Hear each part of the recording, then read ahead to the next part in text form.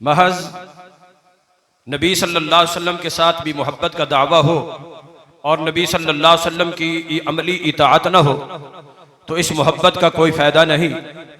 और बेअैन ही इसी तरह सहाबा किराम से मोहब्बत का दावा हो लेकिन सहाबा किराम के मनहज और उनके अकायद और उनके अमाल के ऊपर इंसान का अमल न हो तो ये भी कोई मोहब्बत नहीं है।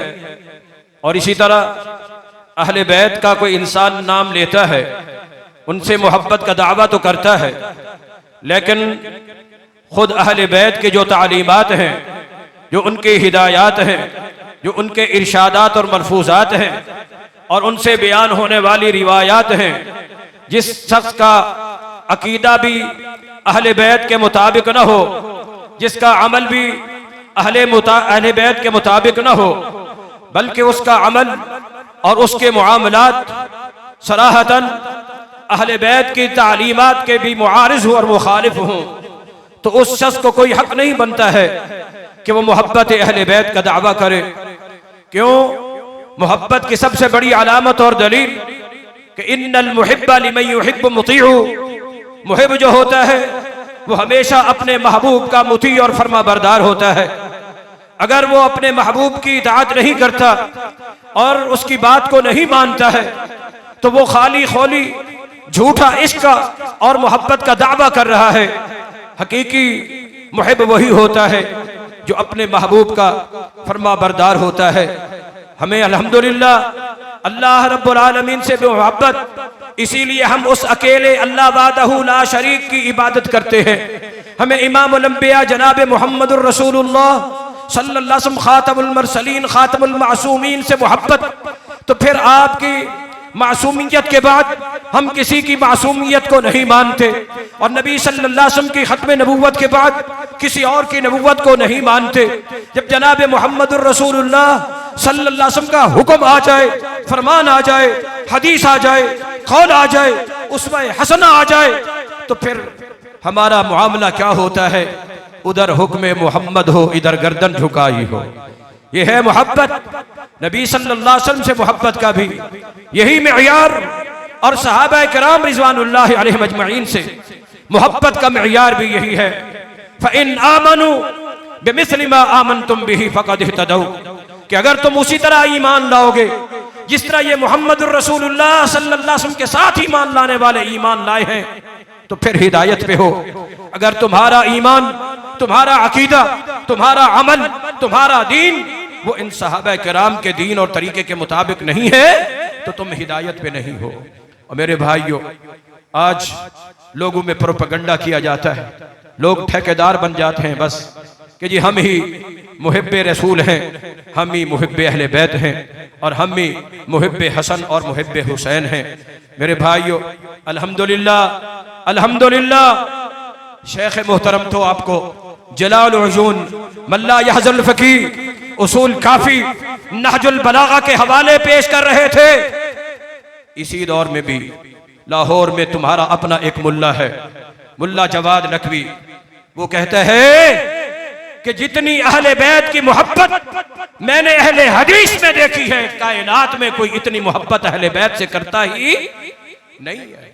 अल्हम्दुलिल्लाह हम हकीकी मोहब्बत भी करते हैं और उनके अकीदों को भी मानते हैं, उनके अमाल और उनके मामलात को भी इख्तियार करते हैं।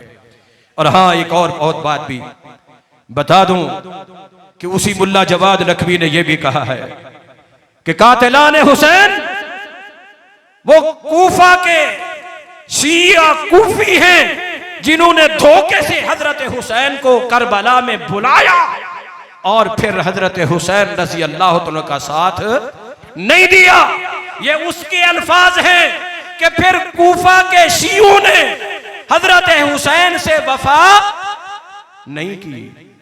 उसने कहा है तो सही कहा है, क्योंकि अरब के अंदर बड़ी एक मशहूर ज़रबुल मसल है जो मोहतरम जनाब अल्लामा शमशाद सल्फी रहमतुल्लाह अलैह भी बयान किया करते थे कि कूफी ला यूफी, कूफी और बोलो तो सही, तो सो जितनी जोर ना लाओ, जरा का आवाज तो निकालो जी।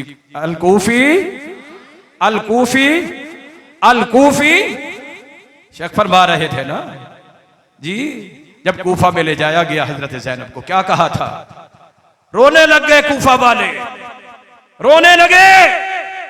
क्या फरमाया? हाउला यबकून वमन क़तलना दूनहुम।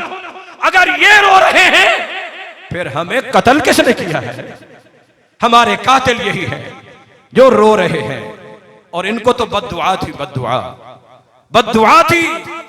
इनके अकीदे और नजरिए के मुताबिक किसी मासूम की बद्दुआ थी कि तुम इस जुर्म को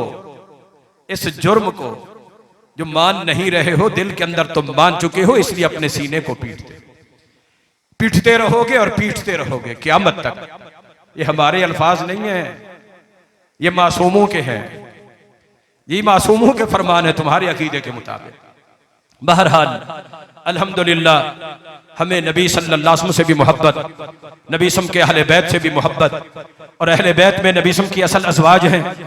फिर नबी सम की दुआ से हम हसनैन को भी और सैयदना अली अल मुर्तज़ा और सैयदा फातिमा को भी अहले बैत मानते हैं। सिर्फ यही नहीं, आले अकील और आले अब्बास जिनको भी नबी सल्लल्लाहु अलैहि वसल्लम ने अपने अहले बैत में शामिल किया, हम उन तमाम अहले बैत को अल्हम्दुलिल्लाह मानते भी हैं, मोहब्बत भी करते हैं, अकीदत भी रखते हैं, एहतराम भी करते हैं, अज़मत और फ़ज़ाइल भी बयान करते हैं, और अपना ईमान और अकीदा भी उनसे साबित करते हैं। तो यारो, लोग तो बड़ी बातें कहेंगे ना, ये जो हमारी दुआए क़ुनूत है ना, अल्लाहुम्मा हदीनी फीमन हदैत व आफिनी फीमन आफैत, ये वितर की दुआ कौन पढ़ता है? जी हम पढ़ते हैं। हाँ, वितर में दुआ पढ़ने वाले और भी हैं, मगर ये दुआ जो नबी सल्लल्लाहु अलैहि वसल्लम ने अपने नवासे को सिखाई थी, ये अगर इस कायनात में कोई पढ़ते हैं अपनी नमाज वितर के अंदर कुनूत के तौर पर, तो सिर्फ अहलुल हदीस पढ़ते हैं, सिर्फ अहलुल हदीस पढ़ते हैं। अल्लाहु अकबर। ये तो मैंने एक मिसाल दी है, एक मिसाल दी है। हजरत हसन रजी अल्लाह ताला अन्हु, हजरत हसन रजी अल्लाह ताला अन्हु, हजरत अली रजी अल्लाह ताला अन्हु, ये वितर भी एक पढ़ा करते थे, वितर भी एक पढ़ा करते थे। अल्हम्दुलिल्लाह रिवायात मौजूद है। तो हम तो सिर्फ यही नहीं है, यही नहीं कि हमें उनकी जात से मोहब्बत। देख जरा अपनी किताब भी उठा, हमारी किताब भी देख। तालू इला कलिमतिन सवाइन बैनना व बैनकुम, उन किताबों में जिनका हवाला शेख दे रहे थे, उनमें भी हजरत अली से पांव के धोनों के वुजू के अंदर पांव के धोने की सुन्नत मिलती है, और हमारी किताबों में भी पैरों के धोने की सुन्नत अली और मुर्तज़ा रज़ी अल्लाह से मिलती है। हम अहले बैत को मानते भी हैं और उनकी बयान की हुई हदीसों को भी मानते हैं, और हमारा अल्हम्दुलिल्लाह उनके ऊपर अमल है।